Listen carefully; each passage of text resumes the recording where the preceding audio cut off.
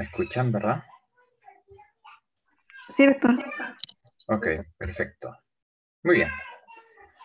Bien, para el tema que nos tocaba en esta oportunidad es síndromes vestibulares.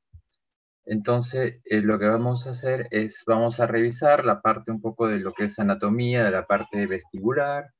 Igual no es el tema de ahora, pero igual es necesario revisar también el tema de anatomía auditiva, ya que se relaciona bastante con el tema de vestibular y auditivo. Y luego, posteriormente, ello desarrollamos lo que son los síndromes vestibulares, los principales de tipo periférico, lo que compete a este ítem, que son los vértigo posicional, el síndrome de Meniere y la neuritis vestibular. Muy bien. Iniciamos entonces. Se ve en mi pantalla, ¿verdad? Sí, doctor. Ok. Entonces, quisiera saber... vamos a poner un entero. Ok. Entonces tenemos dentro de lo que es el oído interno, hay dos estructuras principales que se relacionan con la parte auditiva y la parte vestibular. Entonces aquí tenemos el oído medio, tenemos la caja timpánica, y esto a través de la ventana oval se conecta a lo que es el oído interno. Una vez entrando al oído interno, tenemos dos estructuras principales que le van a dar la funcionalidad de la parte del oído interno.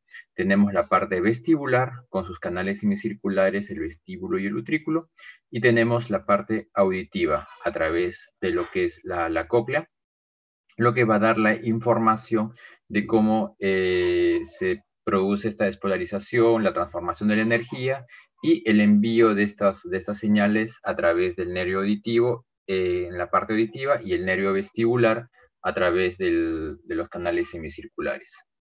Entonces, esas dos estructuras están muy relacionadas, ya sea con la parte auditiva o con la parte vestibular. ¿Ya? Muy bien. Entonces, con lo que respecta a la parte vestibular, tenemos que hay estructuras en el oído interno, ya sea los canales semicirculares, ya sea el utrículo, el sáculo, que les va a dar la información al sistema vestibular y a través de este al sistema nervioso central de nuestra ubicación espacial, cómo nosotros nos estamos ubicando. Entonces, para ello también necesitamos una ubicación espacial de estos canales semicirculares. Estos canales semicirculares van a funcionar como los niveles del albañil, que tienen en el medio una burbuja en los cuales hay una inclinación hacia un lado o hacia el otro dependiendo cómo estoy yo manipulando esta escala. Al igual, la cabeza o nuestro cuerpo va a darle una información al sistema nervioso dependiendo qué movimientos yo pueda hacer de la cabeza. Entonces, dependiendo de los movimientos, van a ser captados a nivel de los canales semicirculares anteriores, el horizontal o el posterior. Esto dependiendo, como les digo, de los movimientos que yo pueda hacer de la cabeza. ¿Ya? Entonces, y también vemos de que el canal semicircular anterior está muy en paralelo al canal semicircular posterior, ¿ya? Contralateral, ¿ya? Y el canal semicircular horizontal se encuentra más o menos ubicado a unos 30 grados del plano horizontal. ¿Y eso por qué? Porque dependiendo de los movimientos que yo haga, va a ingresar un líquido a estos canales semicirculares y va a estimular cada canal semicircular. Por ejemplo, si yo me muevo hacia la derecha en forma horizontal, va a entrar este líquido endolinfa hacia el canal semicircular horizontal.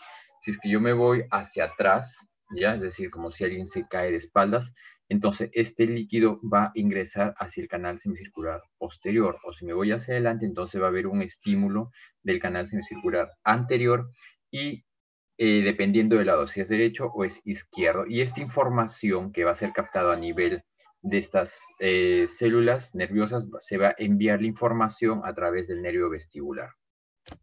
Bien, entonces tenemos que hay tres canales semicirculares, el horizontal, el posterior y el anterior, los cuales, dependiendo del movimiento que yo haga, se va a enviar.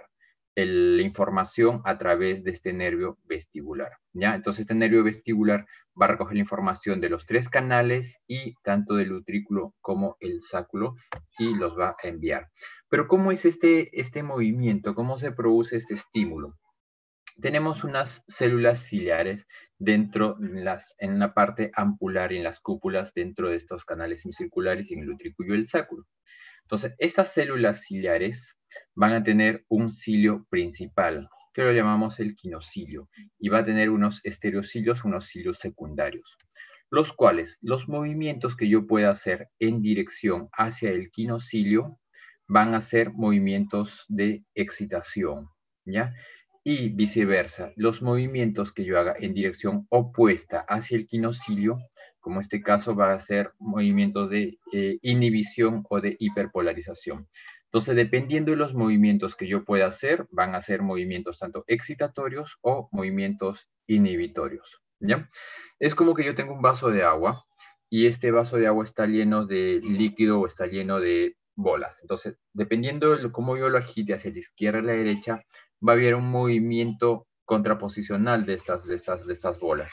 Entonces, de igual forma, los movimientos que yo hago se van a hacer desplazados hacia el quinocilio o en dirección opuesta del quinocilio y se va a enviar una información, ya sea una información excitatoria o una información inhibitoria, ¿ya? Entonces, el sistema nervioso lo único que va a captar son señales excitatorias o señales inhibitorias. Bien, y esto se va a encargar tanto el utrículo, el sáculo, como los canales semicirculares. Entonces, el utrículo y el sáculo son los que se van a encargar de movimientos lineales, ¿ya? Entonces, tenemos acá que el sáculo se va a encargar de movimientos verticales, mientras que el utrículo se encarga de movimientos horizontales. Es decir, si yo me encuentro en un automóvil y me desplazo linealmente, ya sea con movimientos de aceleración o de frenada o de desaceleración, entonces esto va a ser captado a nivel del utrículo, ¿ya? Y de igual forma esto se va a enviar señales tanto excitatorias o inhibitorias dependiendo del movimiento que yo esté haciendo. Al igual, si es que yo me encuentro en un ascensor y estoy ascendiendo o descendiendo, esto va a ser captado a nivel del sáculo y de igual forma se va a enviar tanto movimientos, estímulos excitatorios o estímulos inhibitorios. Estos van a llegar al sistema nervioso central y va a elaborar un informe acerca del desplazamiento en el cual yo me estoy realizando. Entonces, pero no todos los movimientos son lineales, hay movimientos también que son angulares. Entonces, estos movimientos angulares van a ser captados a nivel de los canales semicirculares. Entonces, si es que yo hago, como les dije, hago un movimiento hacia la derecha, hacia la izquierda en forma angular, va a ingresar el líquido ya sea al canal semicircular, dependiendo del movimiento que yo haga. Supongamos que yo me lateralizo hacia el lado derecho, es decir, me siento en la cama y luego me recuesto en forma hacia el lado izquierdo, hay un movimiento angular. Entonces va a haber un estímulo del canal semicircular. Si es que me voy a la derecha, perdón, hacia la izquierda, entonces del canal semicircular izquierdo y del tipo horizontal, ¿ya?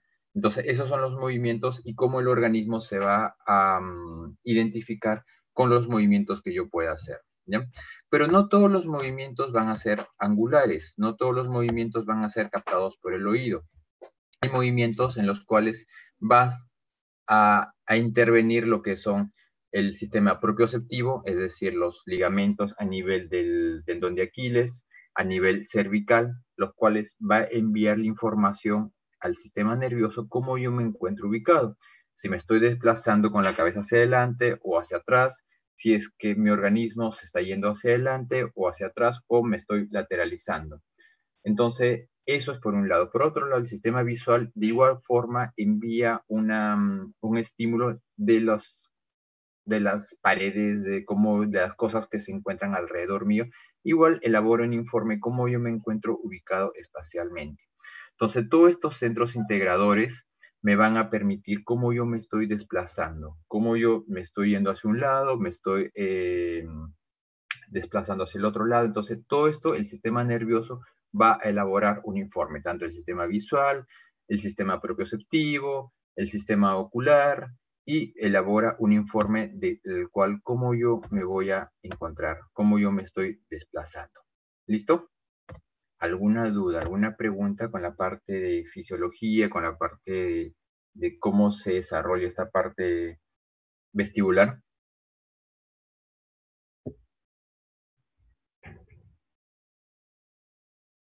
Muy bien. Entonces, una vez que yo ya veo cómo funciona mi sistema vestibular, pasamos a las 3 patologías principales y por orden de frecuencia el más frecuente es el vértigo posicional paroxístico benigno. Este vértigo posicional paroxístico benigno es de tipo periférico, como su nombre lo dice, es decir, que la patología está a nivel de los canales semicirculares, ¿ya? Entonces, este vértigo es uno de los más frecuentes, los de tipo periférico, pero para esto tenemos nosotros que entender qué es un vértigo. ¿Qué entendemos por vértigo? ¿Qué me dicen? Porque dentro de todo esto son los vértigos, síndromes vestibulares, o sea, se relacionan a lo que es el vértigo. Entonces el paciente nos tiene que decir que es un vértigo. O sea, perdón, el paciente no nos va a decir que siente un vértigo, no nos va a decir que tengo un síndrome vestibular. Entonces yo tengo que interpretarlo, ¿qué es un vértigo? Un vértigo es la sensación tanto subjetiva u objetiva que está girando. Es decir, que el paciente nos puede decir que él está girando o que las cosas a su alrededor están girando. ¿Sí me escuchan, verdad? Sí, doctor. Sí, Ok. doctor, se lo escucha. Perfecto.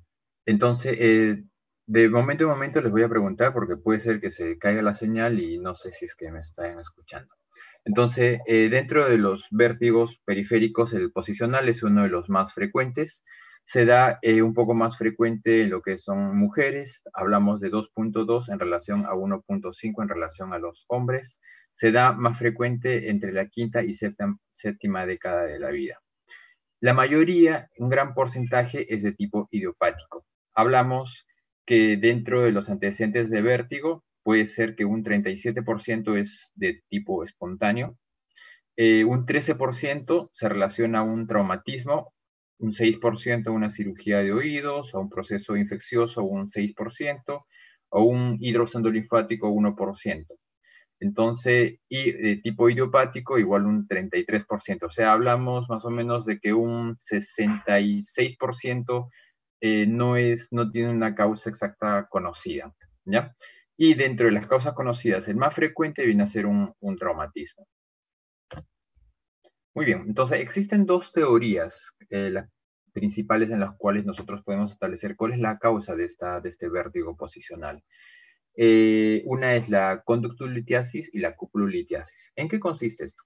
Normalmente, cuando nosotros hacemos algún movimiento de la cabeza, como habíamos dicho, salen, acá tenemos los canales semicirculares, ¿no es cierto? Y acá, a este nivel ampular, se encuentran estas células ciliares, ¿no es cierto? Que cuando dijimos que cuando pasa el líquido, estimula estos cilios y le va a dar la información cómo se está desplazando, o sea, si hay movimiento excitatorio o inhibitorio. Eso es lo normal. Pero ¿qué es lo que pasa en el vértigo posicional? Ocurre de que a nivel utricular hay unos otolitos. Estos otolitos, por alguna causa, ya vimos que entre las cosas conocidas era el traumatismo, se fragmentan y se salen de ahí, del utrículo, salen de su sitio y comienzan a ingresar ya sea al canal semicircular en el cual yo estoy estimulando. Entonces, al ingresar estos otolitos, ya estamos hablando de la conductolitiasis, ingresan y tienen un mayor peso, un mayor estímulo dependiendo del canal en el cual yo estoy estimulando. Entonces, al tener un mayor estímulo, obviamente va a haber una respuesta desequilibrada en relación contralateral. Supongamos que este es el lado derecho, ingresaron estos otolitos a este canal y me comienza a haber un estímulo de +4. Mientras que en el otro solamente hay un estímulo inhibitorio de -2. Entonces hay una diferencia y eso el sistema nervioso se descompensa. Entonces ve como que algo mal está pasando ahí. Entonces, y le da la sensación como que de estabilidad, ¿ya? Para que trate de mantener el cuerpo un poco más rígido Entonces, eso es lo que en esto se produce lo que es el vértigo posicional. ¿Ya? Entonces, es decir, que estos otolitos ingresan a un canal semicircular y comienza a haber un mayor estímulo. Entonces, pero para esto yo tengo que conocer ciertos parámetros, como es el tiempo de latencia. El tiempo de latencia decimos que es el tiempo que demora desde que yo estimulo hasta que los otolitos pasan por el canal semicircular y comienza a presentar el vértigo y el nistagmus, ¿ya? Eso es un tiempo de latencia que generalmente suelen ser de 2 a 3 a 4 segundos, ¿ya? Y esto a diferencia del sistema de un vértigo de origen central que no tiene tiempo de latencia, es decir, yo estimulo y directamente el paciente presenta vértigo y presenta nistagmus. Mientras que en el vértigo posicional o el vértigo periférico tienen un tiempo de latencia, es decir, yo estimulo, pasan unos segundos y el paciente comienza a tener vértigo o comienza a tener el nistagmus, ¿ya? Entonces, eso es las características que es ¿Y qué es la cupulolitiasis? Que es la otra teoría. Entonces, significa que aquí, en estas células ciliares, estos otolitos se van a quedar y se van a adherir. Y obviamente van a hacer unos movimientos mucho más pesados por los de estos cilios, porque se comienzan a adherir esas partículas de carbonato de calcio que son componentes de estos otolitos. Y al adherirse en estos cilios comienzan a tener una movilidad exagerada, ¿ya? Entonces, esta es la otra teoría que ocurre y algunas veces suele pasar, que es, uno es la conductilitiasis, los otolitos que se desplazan, y la otra es la adherencia de estos otolitos, ¿ya? Entonces, a través de esto yo voy a tener los síntomas. Obviamente, ¿qué síntomas voy a tener? Que yo muevo la cabeza hacia un lado y el paciente comienza, luego de unos segundos, comienza a presentar el vértigo y comienza a presentar el nistagmus. Y esto va a tener diversos tipos, dependiendo del canal que se lesiona, dependiendo del canal que se afecta, ¿ya? Entonces, los canales que se afectan más es el canal semicircular posterior, luego el canal semicircular lateral y menos frecuente el anterior. Entonces, ¿en qué consiste? Yo para eso, el paciente viene, me dice que tiene un vértigo o que tiene sensación de giro o que simplemente dice que las cosas comienzan a girar cada vez que él hace algún tipo de movimiento. Entonces, yo también tengo que indagar si es que tiene algunos otros síntomas, desde cuándo lo tiene, cada cuánto tiempo lo tiene, cuánto tiempo le dura el vértigo, cuánto tiempo le dura este mareo. ¿Ya? Eso es muy importante, esos datos que yo recoja. Entonces, finalmente, yo voy a hacer una evaluación para ver qué canal semicircular es el que se afecta. Entonces, evalúo al paciente y hago que estimular nuevamente que presente el paciente el vértigo. Vamos a ver, se moviliza, se estimula el canal semicircular y el paciente a los pocos segundos, después que yo estimulo, comienza a presentar un nistagmus. Ven ahí que ya comienza a presentar el nistagmus, ¿no es cierto? Entonces, significa de que yo lo estimulo, pasa unos segundos y comienza a tener el nistagmus. Eso es tiempo de latencia. Y otra característica, vemos acá que este nistagmus es horizontal rotatorio, tiene un movimiento horizontal y también rotatorio geotrópico, es decir, que se va hacia el centro de gravedad, ¿ya? Ahora, este nistagmus generalmente tiene un tiempo de duración, que generalmente suele ser entre 1 a 2 minutos. ¿Y qué pasa si es que yo vuelvo a estimularlo una segunda, tercera, quinta vez? Eso se va a llamar lo que es agotabilidad. Revisemos acá las características. Entonces, agotabilidad significa de que va a pasar un tiempo en el cual va a disminuir la intensidad de este nistagmus. Supongamos que al paciente yo vuelvo a hacerle el mismo procedimiento 10 veces, probablemente a la 11ª vez ya el nistagmus es probablemente indescriptible y al igual que el vértigo, ¿ya? A diferencia del vértigo de origen central, en el cual no es agotable. Yo puedo hacer al paciente 50 veces la prueba y las 50 veces el paciente me comienza a presentar el mismo vértigo. Las 50 veces el paciente comienza a presentar el nistagmus, ¿ya?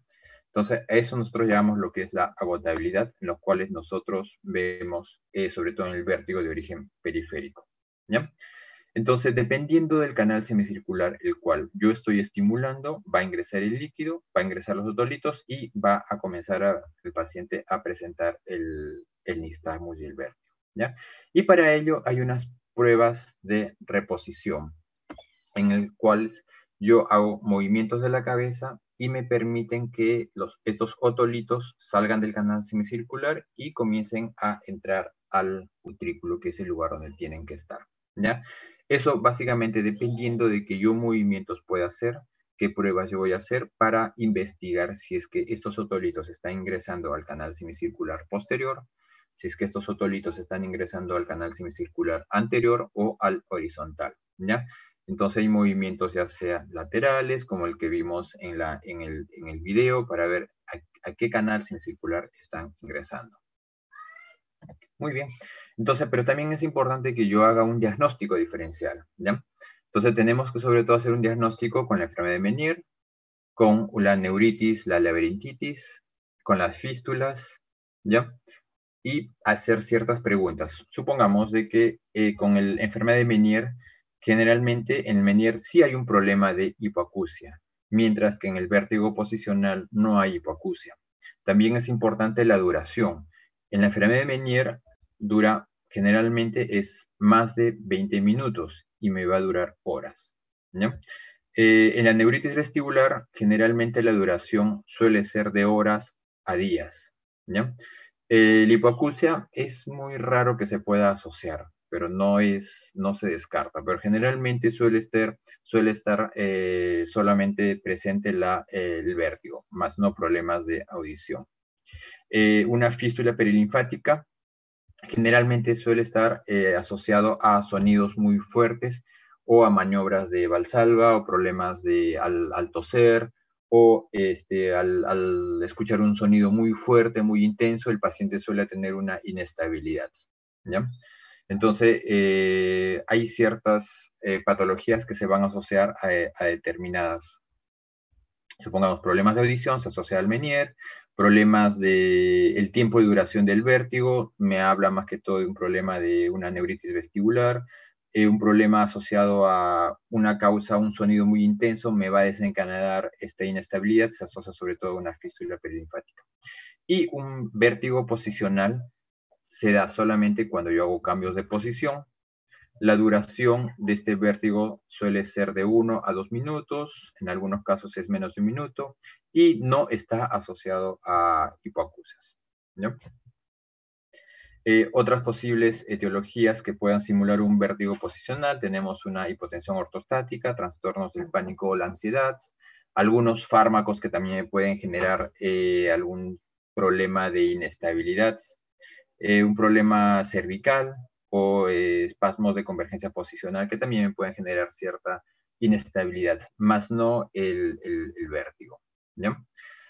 Ahora, cuando yo ya tenga un diagnóstico mucho más claro, que me diga o que me indique que sí es muy probable un vértigo posicional, no es necesario realizar las pruebas calóricas, ¿ya? O las pruebas vestibulares, ya que generalmente son un poco más invasivas, es decir, se coloca agua fría y agua caliente en el oído, y lo cual me va a generar un nistagmus y un vértigo. Pero eso generalmente son pruebas invasivas y demanda un poco de malestar en el paciente. Entonces, si es que yo ya sé que es un vértigo posicional con los exámenes que yo hago, no es necesario realizar las pruebas vestibulares ni tampoco las pruebas calóricas, ¿ya? Eh, Finalmente, el tratamiento, cuando yo tenga un paciente con un vértigo posicional, básicamente el tratamiento son las pruebas de reposición, es decir, hacer movimientos de la cabeza en los cuales va a ingresar estos otolitos a estos utrículos y finalmente hacer un reposo, se le indica al paciente generalmente reposo entre 3 a 7 días en los cuales estos otolitos se fusionen nuevamente y no vuelvan a desprenderse, ¿ya? Entonces, una vez que yo tenga el diagnóstico, que es un vértigo posicional de un canal semicircular, el más frecuente es el posterior, le hago las maniobras en las cuales hago que ingrese estos otolitos al utrículo y hago que repose. Simplemente con eso, el paciente puede tener una mejoría hasta un 80-85%. Y yo puedo esperar que tenga un 15% de síntomas y puedo volverlo a citar una semana después, ¿ya? Ahora, se habla de un tratamiento de los vasodilatadores, como la betistina, que generalmente no hay mayor evidencia de un que sea un sustituto al tratamiento de las pruebas vestibulares. Generalmente el tratamiento efectivo van a ser las pruebas de reposición, hacer que estos otolitos ingresen a los canales, salgan de los canales semicirculares e ingresen al utrículo. ¿Ya?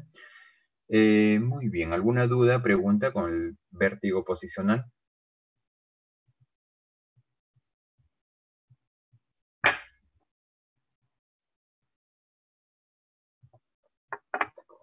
Muy bien, perfecto. La segunda patología en frecuencia es la neuritis vestibular. La neuritis vestibular, como ya habíamos visto, es un vértigo mucho más constante, mucho más duradero. Esta neuritis generalmente es de una etiología viral que generalmente afecta al nervio, ¿ya? No solamente es un problema inflamatorio, sino muchas veces puede haber un componente lesional al nivel del nervio que puede ser mucho más duradero. Entonces, hay ciertas características de este vértigo, que generalmente este vértigo suele ser brusco, con un gran componente neurovegetativo, es decir, el paciente comienza a tener bastante náusea, llega a tener vómito, y llega a tener un menoscabo de su actividad, en el cual lo van a postrar en una silla de ruedas o estar echados en cama por varios días mientras que dure el vértigo. Entonces tiene un gran componente de malestar este vértigo y generalmente suele durar más de un día. Como ya les había comentado, se relaciona sobre todo a un problema viral. Entre los virus que más afectan suele ser los virus respiratorios, el virus de la gripe, el sincicial respiratorio, Coxsackie, los que me van a provocar una lesión intermitente, pasajera, o en algunos casos pueden provocar un daño mucho más que se llega a preservar. ¿Ya? Entonces, este virus generalmente suele estar asociado en épocas de invierno y 2 semanas después comienza a presentar el paciente problemas de vértigo, ya con el antecedente de haber tenido un proceso respiratorio días antes o 1 o 2 semanas antes. Entonces, eso es lo que tenemos entre las causas principales, que es el problema viral. Pero también tenemos otras causas. Tenemos un problema vascular, tenemos problemas autoinmunes, trastornos metabólicos, tóxicos o un problema autoinmune, ¿ya? Entonces, generalmente, pero la etiología más frecuente es la de tipo viral. Tenemos la clínica, el paciente comienza a tener un vértigo con un gran cortejo neurovegetativo, con náuseas, vómitos, palidez, sudoración. Y esto lo llega a tener un reposo absoluto. Habíamos comentado que el paciente lo deja postrado en una silla de ruedas o en cama por unos días mientras que dure este vértigo. ¿Ya? Genera una gran inestabilidad que le impide la deambulación normal. Y esto progresivamente, mientras va bajando la inflamación, el paciente comienza a incorporarse, comienza a caminar, o mientras el paciente comienza a tener mayor tolerancia al vértigo, comienza a incorporarse en el caso cuando el vértigo es persistente. Entonces, la mayoría de los síntomas asociados tenemos de que no hay mayores problemas auditivos.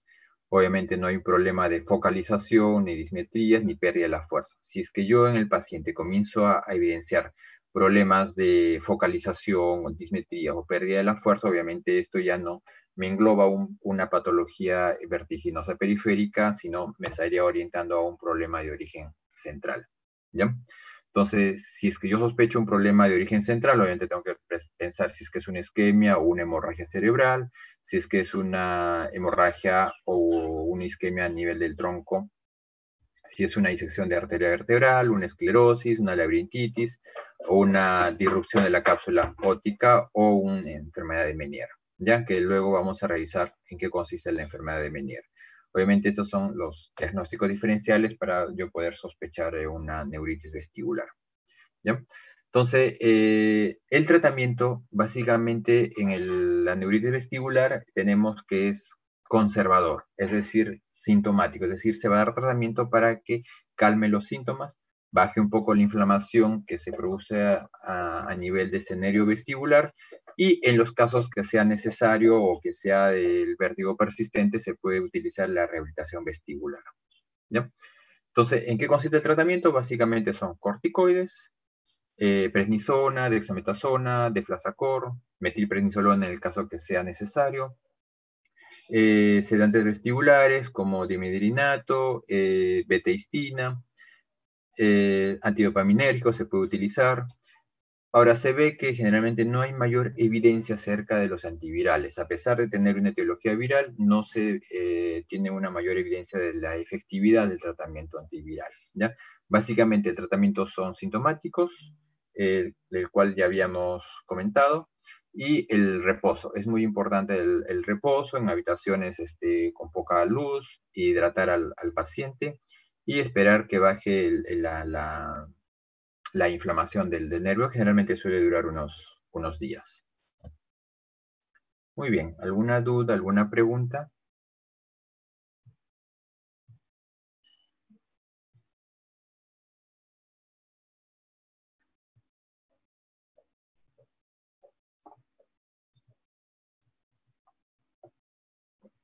Muy bien. Y revisemos lo que es el síndrome de Meniere. El síndrome de Meniere generalmente se habla de una triada. Se dice que son 3 síntomas y signos que presenta el paciente, los cuales me puede llegar a llegar a hacer el diagnóstico, ¿ya? Entonces, esto sí ténganlo en mente: todo paciente que tenga un vértigo de mayor de 20 minutos, que se asocia a una hipoacusia de tipo neurosensorial y el tinnitus. Entonces, si es que el paciente presenta estos 3 síntomas de aparición, entonces puedo yo poder hacer el diagnóstico. Y obviamente estos síntomas tienen que ser repetitivos. Cada cierto tiempo el paciente puede presentar la misma sintomatología, ¿ya? No puede ser de que el paciente tenga una sordera, supongamos una presbiacusia, y a eso se agrega un vértigo y tinnitus. Entonces, eso como que no entra mucho en el cuadro clínico de un vértigo. ¿Por qué? Porque el paciente tiene una hipoacusia de tipo presbiacusia. Entonces, la hipoacusia no es por el Meniere, sino la hipoacusia ya es por otra patología, ¿ya? Entonces, es muy importante que nosotros hagamos una disquisición acerca de los síntomas que se pueden ir agregando. El paciente, yo tengo que indagar que el paciente tiene vértigo, que se asoció o se presenta en ese momento la hipoacusia y el tinnitus, o se agrava el tinnitus o se agrava la hipoacusia, ¿ya? Eso es muy importante, porque no todos los pacientes con hipoacusias de otra patología y que se asocia un vértigo, yo lo voy a catalogar como un síndrome de Meniere, ¿ya? Entonces, ¿qué es lo que ocurre aquí en el Meniere? En el Meniere ocurre de que hay un hidrops, hay un aumento de tensión a nivel de esta rampa media. Recordemos en la parte de teoría que han visto que en el oído interno hay unas estructuras, ¿no es cierto? Hay unas rampas por las cuales va a circular líquido. Tenemos que en la rampa vestibular y en la rampa timpánica circula perilinfa, en los cuales se mezcla y se une a nivel del helicotrema, y en la rampa media o en la rampa coclear circula lo que es la endolinfa. Y esta endolinfa no solamente va a circular en la cóclea, en la parte auditiva, sino que esta endolinfa también se va hacia la parte vestibular, como habíamos visto, ¿no es cierto? Esta endolinfa, la parte coclear, va a circular y se va a dirigir también hacia los canales semicirculares, hacia el utrículo y hacia el sacro, ¿no es cierto? Entonces, esta endolinfa, cuando se produce una alteración de la producción o una alteración en la reabsorción de esta endolinfa, comienza a producir una distensión, comienza a distenderse, a hincharse esta endolinfa, y comienza a fragmentarse por el mismo aumento de la tensión de esta rampa media. Comienza a fragmentarse ya sea la membrana de Reisner o la membrana basilar. Por el aumento de tensión se fragmenta y comienza a salir esta endolinfa y se comienza a mezclar con la perilinfa.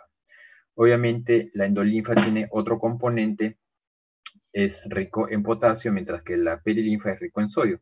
Entonces, esta gran cantidad de potasio que ingresa hacia la rampa timpánica, genera una ototoxicidad. Esta toxicidad va a generar hipoacusia y va a generar el tinnitus. Y como vimos que esta endolinfa se comunica también con la parte vestibular, con los canales semicirculares, con el utrículo y el sáculo, es por ello que también presenta el vértigo, ¿ya?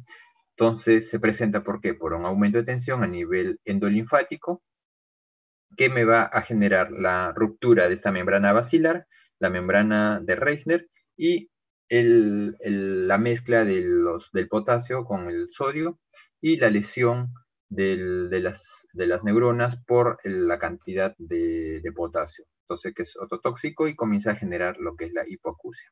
¿Ya? Muy bien. ¿Alguna duda, alguna pregunta? Entonces, básicamente, el diagnóstico hacemos de acuerdo a la historia clínica, ¿ya? El paciente refiere que presentó hace 2 días, comenzó a presentar vértigo, que le duraron como 1 hora, 2 horas, y en el momento que tenía el vértigo, el paciente comenzó a incrementarse el zumbido, que ya lo tenía hace mucho tiempo, pero comenzó a incrementarse, y el paciente se le tapó un oído, que generalmente suelen ser unilaterales, ¿ya? Entonces el paciente refiere que se le tapó, supongamos, el oído derecho, comenzó a tener su vértigo que duraban 30 minutos y presentaba un zumbido. Y este síntoma lo ha venido presentando en oportunidades anteriores, ¿ya? Entonces, eso que le da el ser cíclico, que presente los síntomas, entonces me ayuda mucho para poder ser mucho más certeros con el diagnóstico.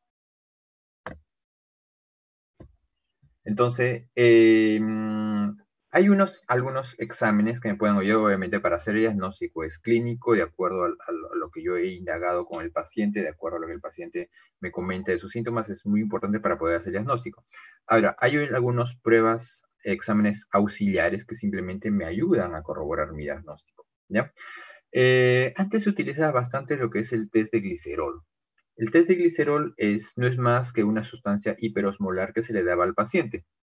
El paciente, al tener una sustancia hiperosmolar en su organismo, al igual que lo que se utiliza cuando hay un edema cerebral, esto comienza a jalar líquido, comienza a producir una deshidratación a nivel central, y eso, si yo veo que hay un hidros endolinfático, entonces comienzo a jalar líquido, me produce una deshidratación y el paciente comienza a presentar una mejoría clínica. ¿Por qué? Porque disminuye la tensión a nivel endolinfático.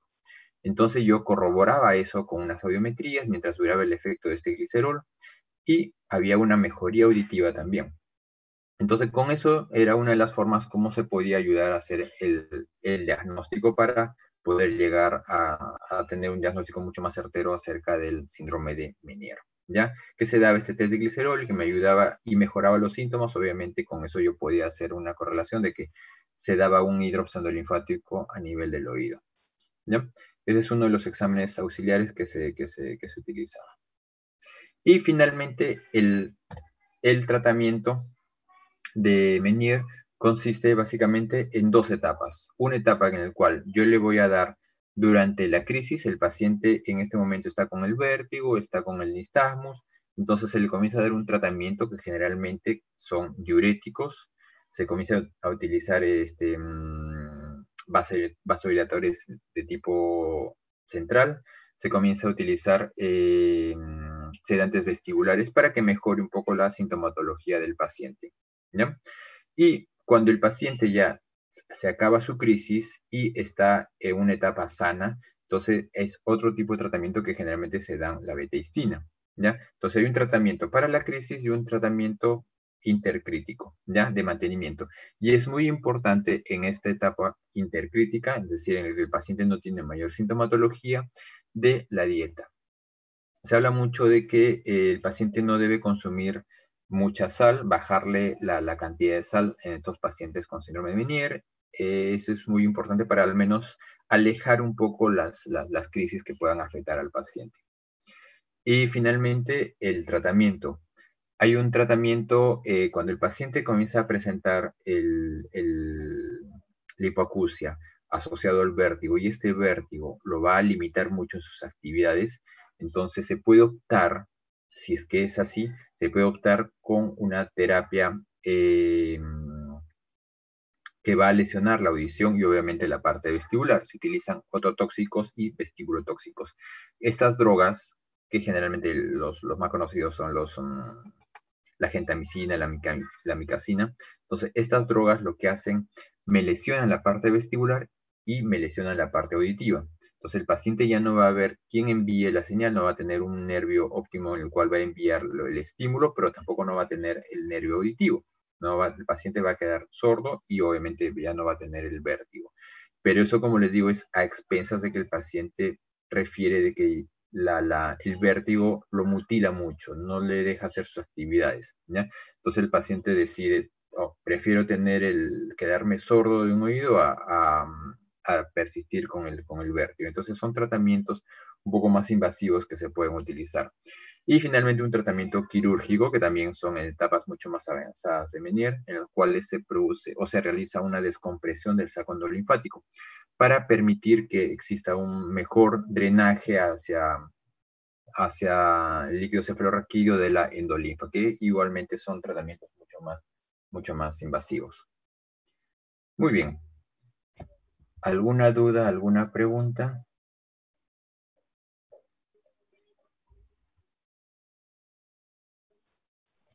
Doctor, en cuanto al tratamiento del vértigo posicional, ¿me podría volver a explicar más o menos cómo era? Ya. En el vértigo posicional, entonces vimos de qué se trataba. Se trataba de que los otolitos salen del utrículo y comienzan a ingresar a los canales semicirculares, ¿no es cierto? Entonces, el tratamiento va a ser hacer con movimientos cefálicos de la cabeza, ¿ya? Que son las maniobras de reposición de Epley, hacer de que estos otolitos ingresen hacia el canal semicircular. Perdón, salgan del canal semicircular e ingresen hacia el utrículo.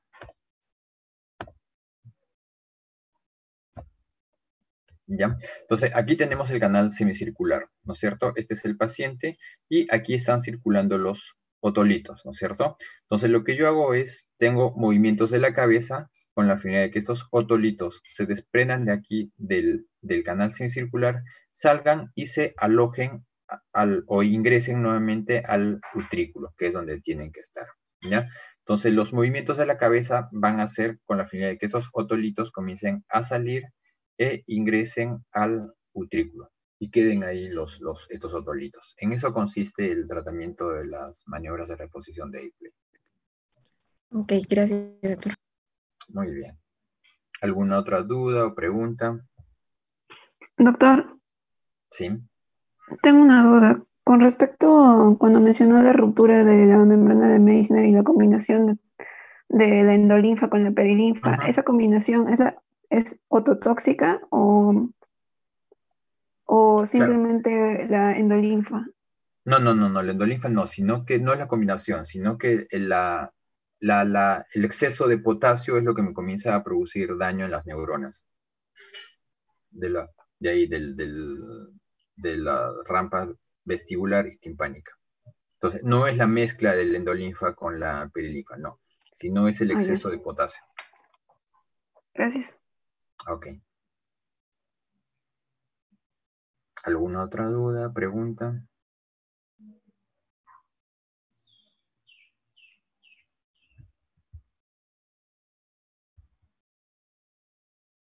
Muy bien. Creo que esta ya es la última clase de la parte de otorrino, así es que espero que le haya sido de gran utilidad esta rotación. Y bueno, creo que a nombre de mis colegas, yo creo que cualquier duda que tengan, cualquier participación o hacer que las tengan una mayor participación luego de esta pandemia, hacer sus prácticas, yo creo que con todo gusto los esperamos en los hospitales. Si es que quieren tener una mayor ampliación en sus prácticas, mayor conocimiento, si es que les interesa la facilidad, con todo gusto los esperamos. Muy bien, muchas gracias. Gracias, doctor. Gracias, doctor. Muy Gracias, bien, doctor. gracias. Gracias, doctor.